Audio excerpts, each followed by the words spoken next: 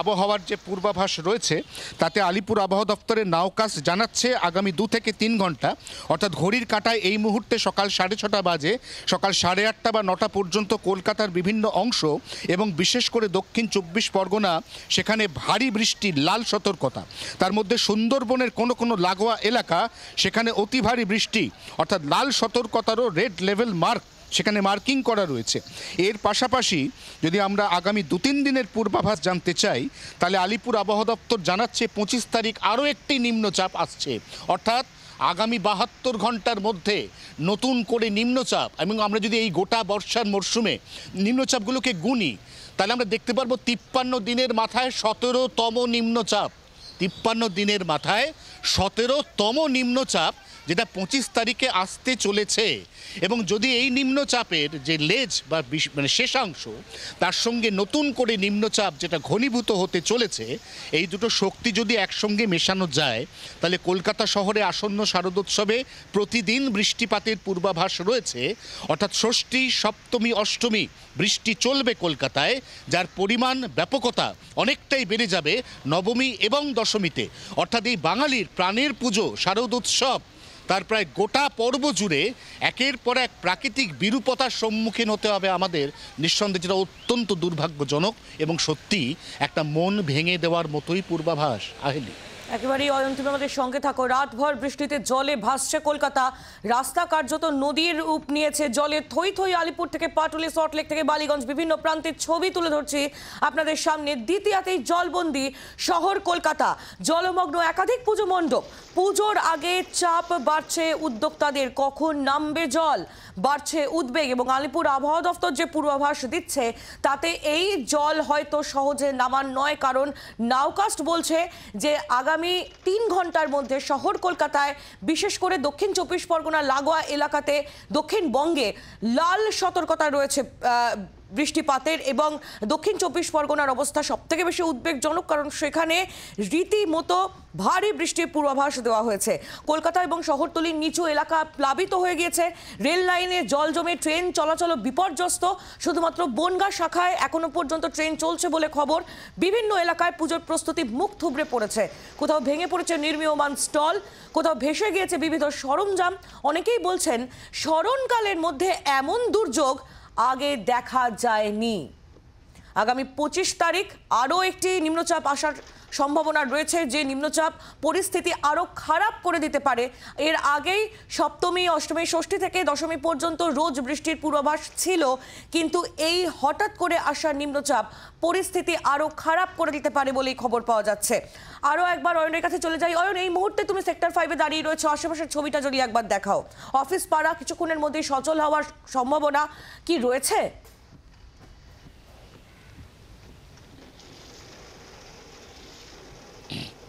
ক্যামেরার মধ্যে বৃষ্টি পড়ছে। অরিন্দমকে বলবো একটুখানি আরেকবার কাঁচটা মুছে দিয়ে সেক্টর 5 এই মুহূর্তে আমরা যেখানে দাঁড়িয়ে কথা বলছি দর্শকদের সাথে সেখানকার ছবি দেখাতে। সেক্টর 5-এর এই অংশে জল কম, কিন্তু সেক্টর 5-এর সবথেকে বিপর্যস্ত অবস্থা চিংড়িঘাটা উড়ালপুল ক্রস করার পর থেকে একেবারে নলবন মেট্রো স্টেশন পর্যন্ত সেখানে ভয়ঙ্কর অবস্থা। এবং তারপর যদি নলবন ক্রস করে ক্রমশ নিউ টাউনের ডিএলএফের দিকে অথবা এখানকার যে কলেজ মোড় আছে সেদিকে আসা যায়, তাহলে যে মেন রাস্তা, এই রাস্তায় কার্যত একটা জলপথ পরিবহন চলছে, অর্থাৎ সেটা আর সড়ক পরিবহনের যোগ্য নয়। এই অবস্থায় প্রত্যেকটি গাড়ি, যে গাড়িগুলি ব্রেকডাউন হয়ে বিভিন্ন জায়গায় দাঁড়িয়ে রয়েছে সেই ছবিও আমরা পেয়েছি। আবার তার পাশাপাশি কোনো গাড়ি যাদেরকে গন্তব্যে পৌঁছতেই হবে। আমরা জানি সেক্টর 5 একটি 24/7 ইন্ডাস্ট্রি, যেখানে প্রতিটি মুহূর্তই এমার্জেন্সি, প্রত্যেকটি মুহূর্তই আর্জেন্ট। অতএব প্রত্যেকটি মানুষকে কাজে পৌঁছতেই হবে, তার কোনো অপশন নেই। এই অবস্থায় তারা নিজেদের মতো করে নিজেদের অফিসে পৌঁছানোর চেষ্টা করছেন। তবে অন্য দিনের তুলনায় এখনও পর্যন্ত সেক্টর 5 কার্যত শুনশান, জনমানব শূন্য। তার কারণ এখানে যে মর্নিং শিফটের যারা কর্মী রয়েছেন সেক্টর 5-এ, যে শিফটটা সকাল 7টা থেকে শুরু হওয়ার কথা, সেই শিফটের জন্য কর্মীরা পৌঁছতেই পারছেন না। পৌঁছবেন কি করে যদি রাস্তার এই অবস্থা হয়, যদি এখানে এই মুহূর্তে গণপরিবহনের কোনো চিহ্ন মাত্র না থাকে, এবং যদি ব্যক্তিগত পরিবহন বা শাটল সেগুলি সবই ব্রেকডাউন হয়ে যাওয়ার ফলে চিংড়িঘাটা এবং তার আশপাশের এলাকায় দাঁড়িয়ে থাকে, তাহলে এখানকার কর্মীদের পক্ষে চট করে সেক্টর 5-এ এসে পৌঁছে কাজ শুরু করা সেটা অত্যন্ত কঠিন এবং চ্যালেঞ্জিং। তবে কলকাতা শহর আমরা জানি সমস্ত রকমের প্রতিকূলতাকে জয় করে একদিকে তারা কর্মজীবনে ফিরে যায়, একদিকে তারা শারদোৎসবে ফেরে। শারদোৎসবের জন্য প্রকৃতি যে চ্যালেঞ্জ ছুড়ে দিয়েছে সেই চ্যালেঞ্জকে মোকাবিলা করে মানুষ শেষ পর্যন্ত উৎসবের একেবারে শেষ মুহূর্তে লাস্ট ল্যাপে শেষ হাসি হাসেন কিনা আমাদের অবশ্যই নজর থাকবে। আহিল, তুমি আমাদের সঙ্গে থাকো। এই মুহূর্তে মানুষের লড়াই, শহরবাসীর লড়াই প্রকৃতির সঙ্গে, কারণ প্রকৃতি গতকাল রাত 12টার পর থেকে যে রুদ্ররূপ দেখানো শুরু করেছে সেই পরিস্থিতিকে মোকাবিলা করাই এখন সবথেকে বড় চ্যালেঞ্জ। পুজো উদ্যোক্তারা, সাধারণ মানুষ, তোমার আমার মতো মানুষ, তারা এই মুহূর্তে যারা টিভির পর্দায় চোখ রেখেছেন তারা শহর কলকাতার অবস্থা দেখতে পাচ্ছেন, এবং যারা বাইরে বেরিয়েছেন তারা তো জানেনই যে এই মুহূর্তে কি পরিস্থিতি। একেবারে জলবন্দি আমাদের প্রাণের শহর এবং প্রাণের উৎসব আসন্ন। দ্বিতীয়ায় দেবীপক্ষ শুরু হয়ে গিয়েছে, আজ দ্বিতীয়া, এবং আজই যদি এই পরিস্থিতি হয় তাহলে যে ফোরকাস্ট আগে থেকে দেওয়া ছিল, যে সতর্কতা আগে থেকে জারি করা হয়েছিল আবহাওয়া দপ্তরের তরফ থেকে যে পুজোয় প্রত্যেকটি দিন বৃষ্টি হবে, একেবারে দ্বিতীয়া থেকেই যে তা শুরু হয়ে যাবে তা একেবারে ঠাওর করতে পারেনি শহর কলকাতা, তাই না অয়ন?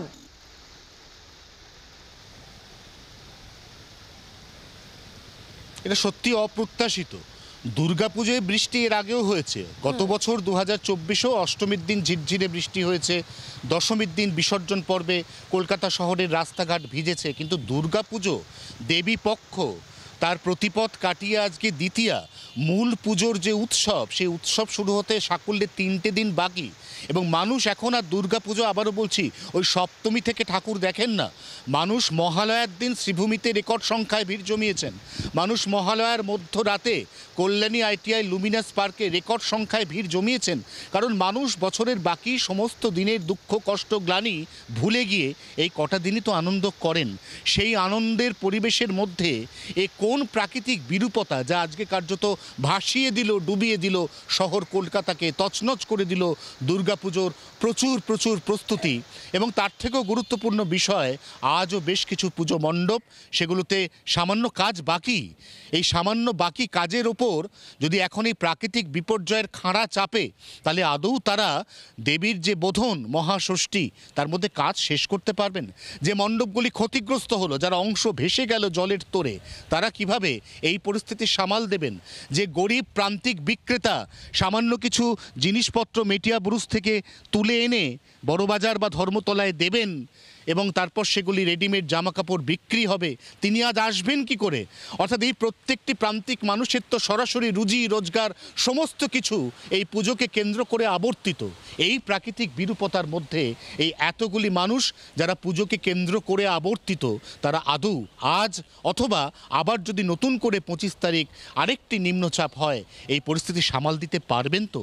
এটাই কিন্তু এই মুহূর্তে সবচাইতে বড় প্রশ্ন। আহিলি, একেবারেই অয়ন, তুমি আমাদের সঙ্গে থাকো, এবং যেমনটা তুমি জানাচ্ছিলে যে দক্ষিণ 24 পরগনার ক্ষেত্রে সব থেকে বেশি সতর্কতা রয়েছে আবহাওয়া দফতরে। দক্ষিণ 24 পরগনার খবরটা জেনে নি। নকিবউদ্দিন গাজী আমাদের প্রতিনিধি রয়েছেন আমাদের সঙ্গে টেলিফোন লাইনে। নকিব, কি পরিস্থিতি দক্ষিণ 24 পরগনার?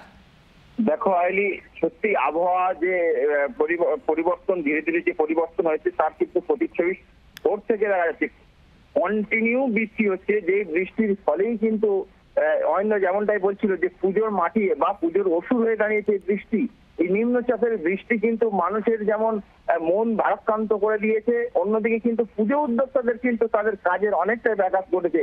এই মুহূর্তে দক্ষিণ 24 পরগনা তুমি জানো প্রত্যন্ত এলাকাগুলো যাদের পুজো মণ্ডপগুলোকে তৈরি করতে অনেকটাই সময় লাগে, এবং সেই কারণে কিন্তু পুজোর এই বৃষ্টিতে তাদের মণ্ডপ যেমন তৈরি করতে এখনো কমপ্লিট করে উঠতে পারেনি। দক্ষিণ 24 পরগনার বেশ কিছু পুজো উদ্বোধন আছে ভার্চুয়ালের মাধ্যমে, সেটা রাজ্যের মুখ্যমন্ত্রী উদ্বোধন করবেন আজকে। ফলে কিন্তু তুমি বুঝতে পারছো এই যে সকাল ভোর থেকে, অর্থাৎ ভোরের থেকে যে বৃষ্টি এক টানাই হয়ে যাচ্ছে, এই বৃষ্টি যেমন হচ্ছে পুরো আকাশ কালো হয়ে আছে, পুরো ঢেকে দিয়েছে। এই বৃষ্টি কিন্তু যে বাঙালির শ্রেষ্ঠ উৎসব দুর্গা উৎসবের কিন্তু পুরো বাদ ফেলে দেওয়ার মতন, বুকে বাদ ফেলে দেওয়ার মতন। কারণ এই উৎসবের জন্য অনেক কিছু অপেক্ষা করে, যেমন অপেক্ষা করে যাদের ছোট ছোট ছেলে মেয়েরা, যারা বাচ্চারা, বাড়ির বাচ্চারা, তাদেরকে ঠাকুর দেখানো যাওয়া এবং বাড়ির সবাই একসঙ্গে আনন্দ করা, সেই আনন্দ কিন্তু মাটি করে দিচ্ছে এই অসুর বৃষ্টি। ফলেই কিন্তু তুমি বুঝতে পারছো যে মানুষের কতটা তাদের যে ব্যথা, কতটা তাদের কাছে এই যে বৃষ্টির ফলে কিন্তু তাদের কাছে কতটা ভারাক্রান্ত মন হয়ে উঠেছে।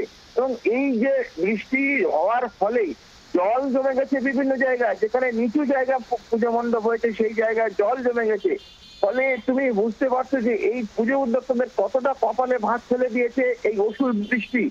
সব মিলিয়ে এই যে দোকান বসে, ছোট ছোট দোকান, সেই দোকানগুলো এখনো তারা কাজ করে উঠতে পারেনি। এমনকি যে লাইট গুলো লাগানো হয়, কলকাতার পুজো একটু অনেক আগে থেকেই তৈরি হয়ে যায়, কিন্তু এই যে জেলার মফস্বল শহরের বা জেলার প্রান্তিক পুজোগুলো, সেই পুজোর প্যান্ডেল মহালয়ার ষষ্ঠীতেও পুজোর কাজ হয়।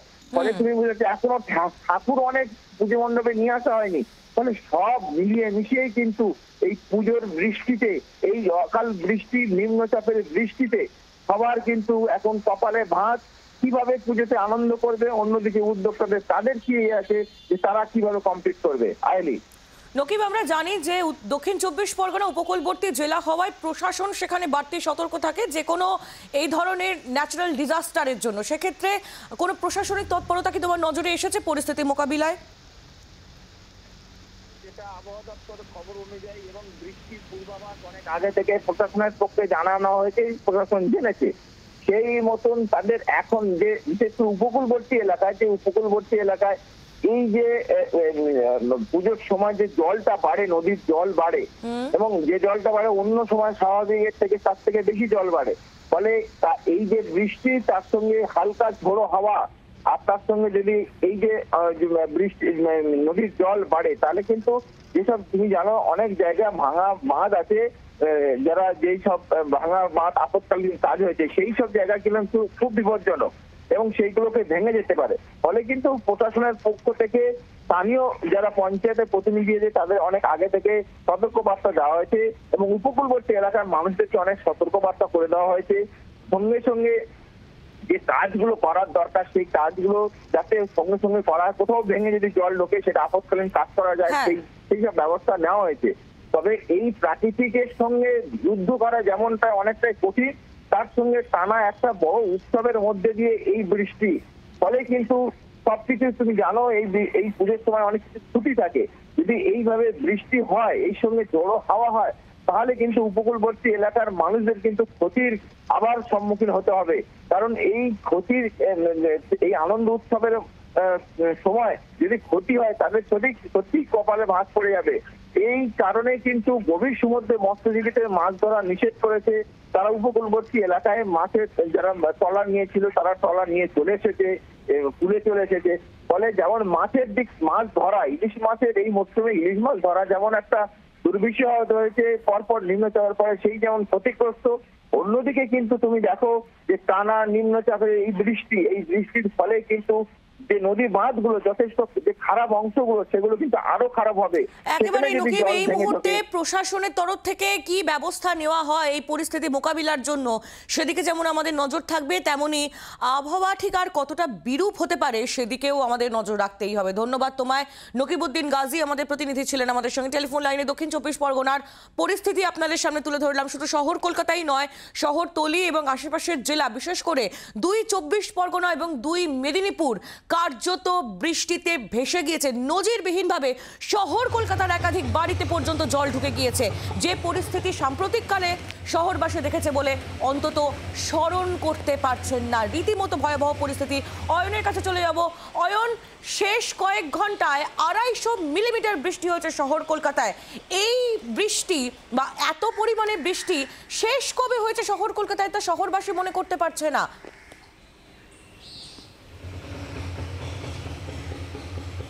1999 সালে একবার বৃষ্টি হয়েছিল ভরা বর্ষার মরশুমে। সেই বৃষ্টি হয়েছিল জুলাই মাসের 18 তারিখ। সেই বৃষ্টিপাতের পরিমাণ কলকাতা শহরে 220 মিলিমিটার ছাড়িয়েছিল। কিন্তু খুব সম্ভবত এটা আরও বেশি অফিসিয়ালি কনফার্ম হয়তো আজকে বিকেলে আলিপুর আবহাওয়া দপ্তরের সঙ্গে আধিকারিকদের সঙ্গে কথা বলে আমাদের জানতে হবে। তবে খুব সম্ভবত এটাই কলকাতা শহরে 6 ঘন্টার মধ্যে রেকর্ড বৃষ্টিপাত, সর্বকালীন রেকর্ড, যেখানে বৃষ্টিপাতের গড় পরিমাণ 250 মিলিমিটার। 250 মিলিমিটার বৃষ্টি ধারণ করার, সহ্য করার ক্ষমতা এই কলকাতা শহরের নিকাশি ব্যবস্থার নেই। একথা একদম দ্ব্যর্থহীন ভাষায় জানিয়ে দিয়েছেন মেয়র পরিষদ তারক সিং। তিনি যে পরিসংখ্যান পেশ করেছেন তাতে দেখা যাচ্ছে কলকাতার কোনো কোনো অংশে সামান্য হলেও জমা জল নামতে শুরু করেছে। কিন্তু আবারও বলছে আইলি, এই যে জল নামার প্রক্রিয়া, এটা সকাল 7:51 উত্তর কলকাতায় বিঘ্নিত হবে, ব্যাহত হবে। সেখানে লক গেট আবারও বন্ধ রাখতে হবে।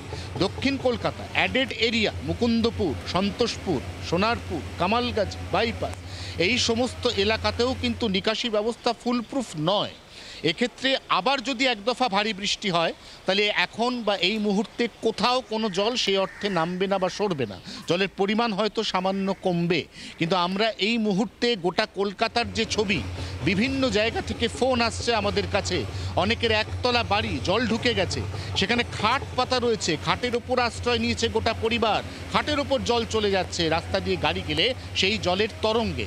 এরকম ছবি সাম্প্রতিককালের মধ্যে কলকাতা শহরে যে দেখা যায়নি একথা নির্দ্বিধায় বলা যায়। তার সব থেকে বড় কারণ সাম্প্রতিককালের মধ্যে কলকাতায় এই অল্প সময়ের ব্যবধানে 250 মিলিমিটার বৃষ্টি সর্বকালীন রেকর্ড, অতীতে কখনো হয়নি। একেবারে এই অয়ন পরিস্থিতির দিকে নজর রাখো। অনেক ধন্যবাদ তোমায়। অয়ন ঘোষাল আমাদের প্রতিনিধি সরাসরি ছিলেন আমাদের সঙ্গে। রাতভর বৃষ্টিতে ভাসছে শহর কলকাতা, আগামী 3 ঘন্টায় লাল সতর্কতা জারি শহর কলকাতায়। বাংলার আওয়াজ, বাঙালির আবেগ, জি 24 ঘন্টা।